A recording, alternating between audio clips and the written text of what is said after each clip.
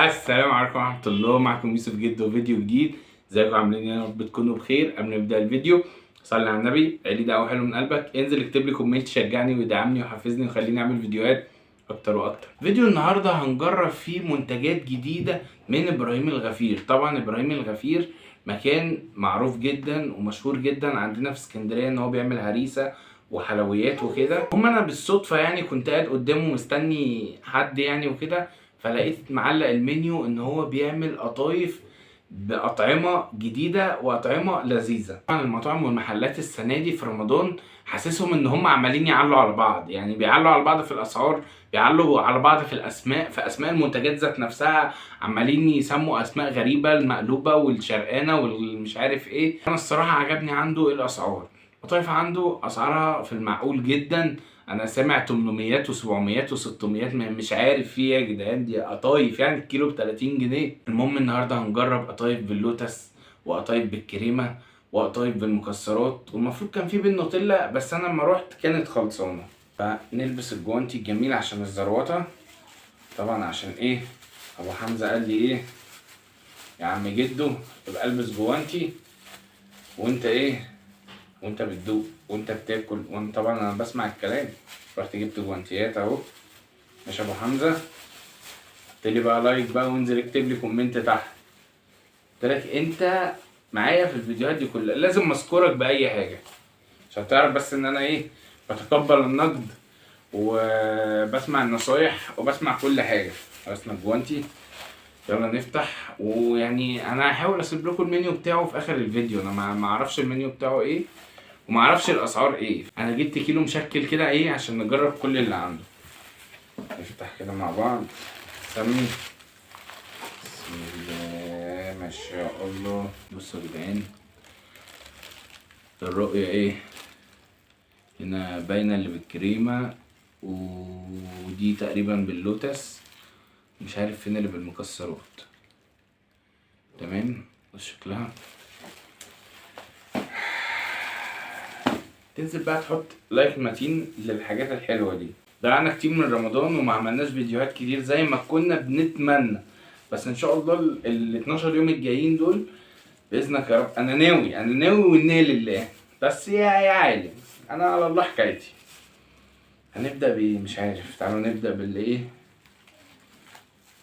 باللي مليانه حاجات دي. اغلى نوع قطايف عندهم اللي هي بالمكسرات دي ب 80 جنيه، في بقى ب 70 وفي ب 60 او ب 65. دي كده القطايف اللي هي بالكريمه. بص شكلها عليها من بره كده شويه مكسرات.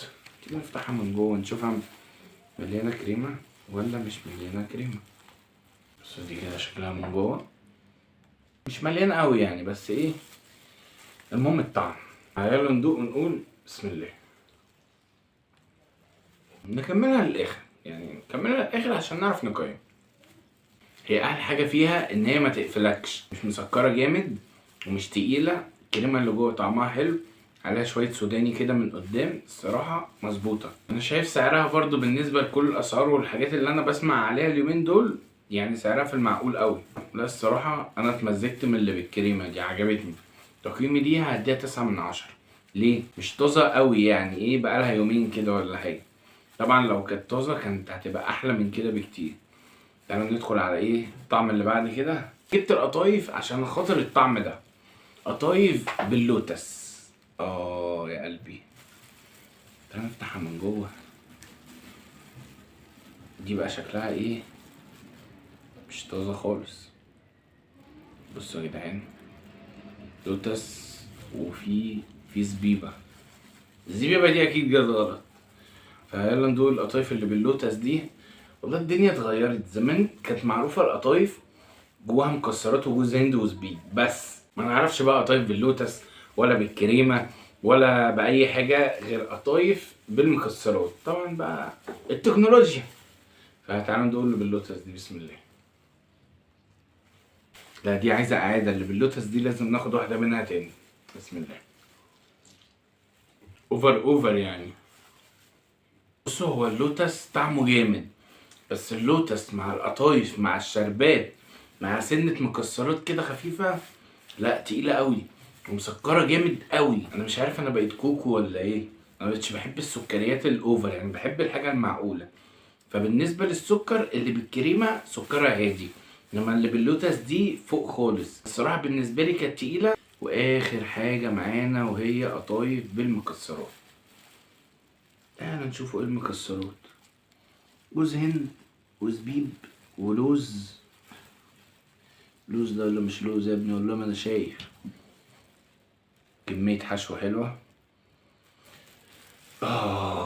السكر ضرب فوق خلاص. فتعالوا نجرب ايه اخر واحدة في السريع. هما لو كنا جبنا النوتيلا كمان ما كانش فيه.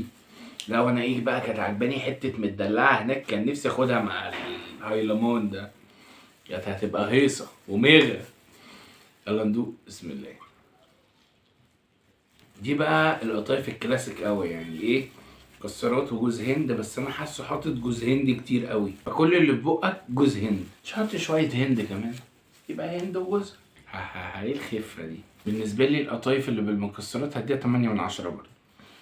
الخلاصه كده، لو انت عايز تجيب قطايف من عند ابراهيم الغفير هتجيب قطايف بالكريمه، هتتمزج وهتدعي لي. نقلع الجوانتي. تجربه في اللذيذ والسريع كده. لو عجبك الفيديو متنساش تحط اللايك المتين، وانزل اكتب لي تحت بقى كومنت عشان نجرب اماكن في رمضان، عشان انا فايتني رمضان ده مش عارف ليه، وحاسس ان في حاجات كتير المفروض نعملها. فاكتبوا لي تحت اماكن نجربها. اشوفكم في فيديو جديد. سلام.